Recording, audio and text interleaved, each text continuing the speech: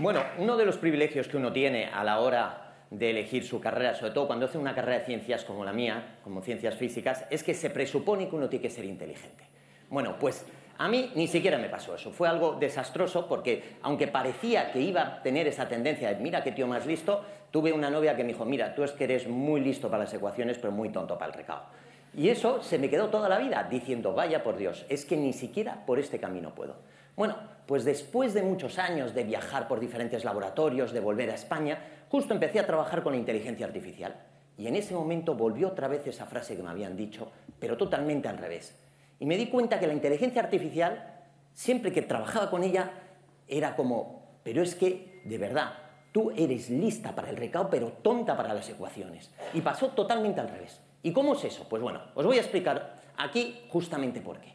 Bueno, partamos de la base de intentar comprender qué es la inteligencia. La inteligencia es algo que todo el mundo habla, pero nadie sabe perfectamente definir. De hecho, había un tipo, se llama Gartner, que intentó definir 8 tipos de inteligencia, y eso al final realmente es engorroso, porque realmente para mí solamente son elementos prácticos de la vida, elementos en los que uno empieza a trabajar y se cree que es inteligente. Vale, entonces yo intenté buscar, y siempre intentando ahondar un poquito, encontré con una solución. Para mí la inteligencia es algo mucho más sencillo. Para mí una persona inteligente es una persona que es capaz de hacer fácil lo difícil. Es eso, tan llanamente. Entonces, cuando uno es inteligente analíticamente, es porque es capaz de coger un problema matemático que es complicado y hacerlo fácilmente. Cuando una persona es inteligente emocionalmente, es porque algo tan difícil como tener amigos, tener relaciones, lo hace de una manera fácil. Cuando una persona es lingüísticamente inteligente, es porque tiene el don de la palabra, sabe manejar. Bueno, pues entonces partiendo de esa base de la inteligencia, entonces ya empecé a razonar y me di cuenta de una cosa, que es que el tiempo que necesita la inteligencia para madurar, porque la inteligencia también necesita de datos. ¿Pero por qué? ¿Cómo es eso que nosotros necesitamos de datos? Pues si cogemos realmente la evolución del ser humano, el ser humano ha evolucionado en los últimos años, pues bueno, el primer primate fue hace 65 millones de años.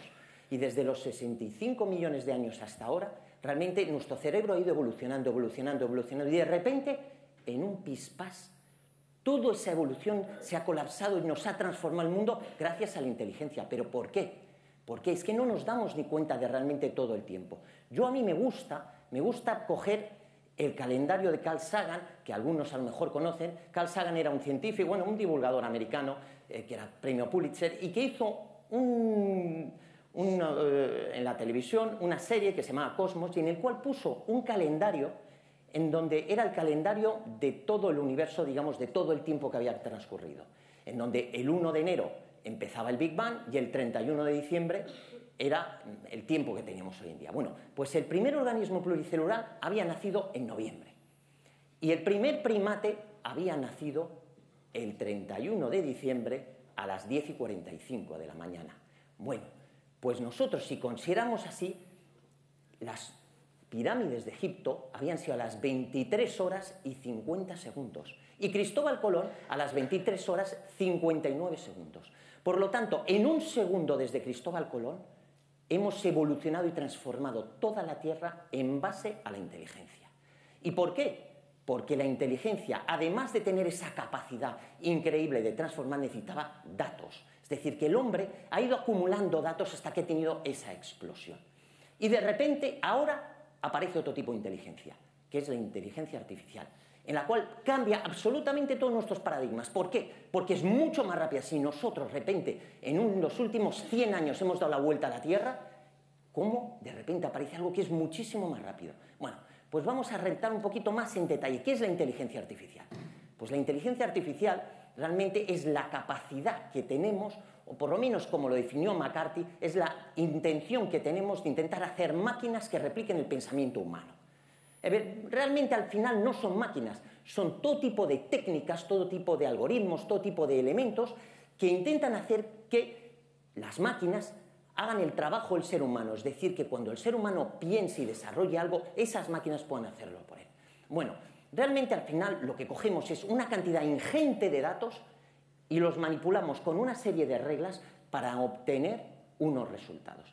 Bueno, esto es, ya digo, una manera de verlo un tanto simplona. Ya digo que si me cogiera alguien de los que el trabajo diría, mira, es que estás desvariando. No, pero es más o menos así. De hecho, hasta me dirían que es que necesitas datos iniciales. Hay gente que pone algoritmos directamente y con esos algoritmos directamente, ¡boom!, sacan resultados finales. Bueno, eso tampoco es verdad. Tienes, por ejemplo, AlphaGo. AlphaGo es una máquina que diseñó Google, en el cual realmente lo que hicieron es intentar competir contra el campeón del mundo de Go, que es una especie de ajedrez asiático, y idearon una máquina que, poniéndole solamente las reglas de juego, y él mismo empezó a jugar contra sí mismo, en 3 meses había adquirido todo el conocimiento y ganó al campeón del mundo. Bueno, pues esa es la primera versión. La segunda versión tardó solo 3 días. En 3 días, poniéndole las reglas directamente, pim, pam, pum, pum, pum, pa, y le gana al tipo. Joder, es increíble, pero ¿cómo lo hace? ¿Cómo lo hace? Bueno, pues todas estas técnicas que son Machine Learning, Deep Learning, redes neuronales, NLP, todo ese tipo de algoritmos que uno hace, lo que necesita es muchísimos datos.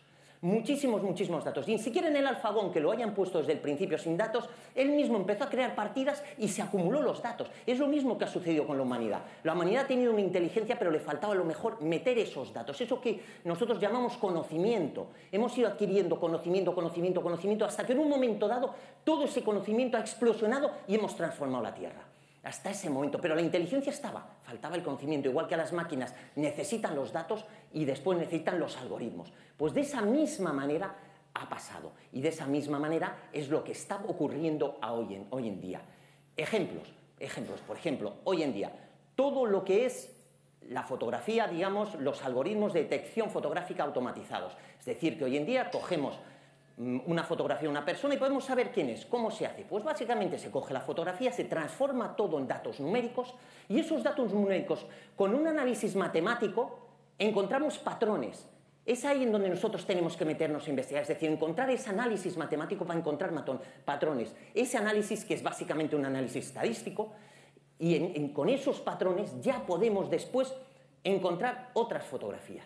Digamos, cogemos otras fotografías que tengan los mismos patrones y que probabilísticamente sean iguales. Y eso lo hacemos con máquinas muy rápidas y podemos encontrar fotografías y deducir qué cosas es la que hay hoy en día. Por ejemplo, hay otra cosa que hoy en día es increíble, que es la detección de una cosa que se llama NLG, que es decir, la generación automática del lenguaje. Somos capaces de dar una tabla Excel solo con datos y que el ordenador nos dé al lado un resumen escrito de qué significan esos datos. Es decir, que nosotros, por ejemplo, quiero hacer un resumen de lo que ha pasado en la Liga, le doy todo el resumen de los partidos con una serie de datos y él me dice la crónica del partido de la Liga. Automatizado, todo. ¿Cómo hago eso? Bueno, pues lo hacemos de una manera. Metemos millones y millones de informes asociados a datos. La máquina empieza a aprender y cada vez que encuentra esos patrones empieza a escribir más o menos como hubiera escrito antes, empieza a correlacionarlos y acabamos sacando un informe muy parecido al que teníamos. Es increíble. Pero, claro, ahí todo el mundo dice, bueno, ¿qué necesito? Muchísimos datos y sobre todo la capacidad de poder, digamos, hacer esos patrones, hacer esas reglas, hacer esos elementos que hacen que pueda conectar los datos con un elemento final. Pero a veces eso no solamente es lo bueno. Por ejemplo, hace poco ha habido una máquina que ha ganado a los campeones del mundo de póker. Y el póker es el típico juego, como puede ser el Go, en donde realmente lo que importa es un estudio estadístico, digamos probabilístico. En el póker realmente el buen jugador tiene que saber las probabilidades de cada mano y cómo tiene que jugarla. Pero por otro lado, el póker hay que saber intuir y hay que también engañar. Y entonces ahí es en donde se encontraban siempre con un problema, que es que la máquina no sabía intuir y no sabía engañar. Bueno, pues han sido capaces de crear subrutinas también para el engaño.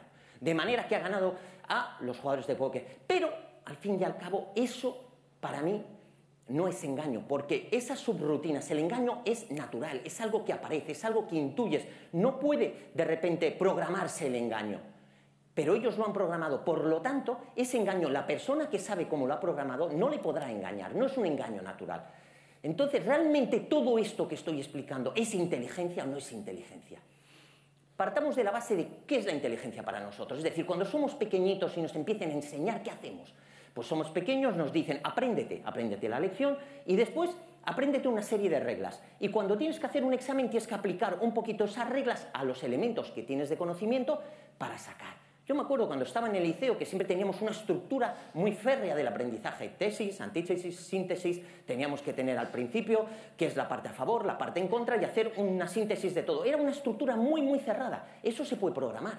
Lo puedes hacer exactamente igual y enseñar a una persona. De hecho, se está haciendo.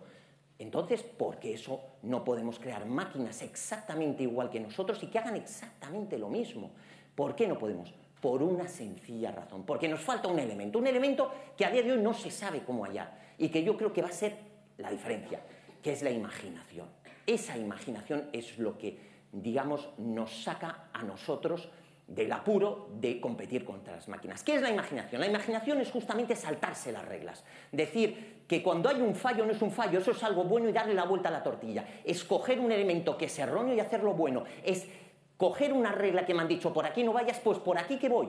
Y eso es lo que hace que el mundo evolucione.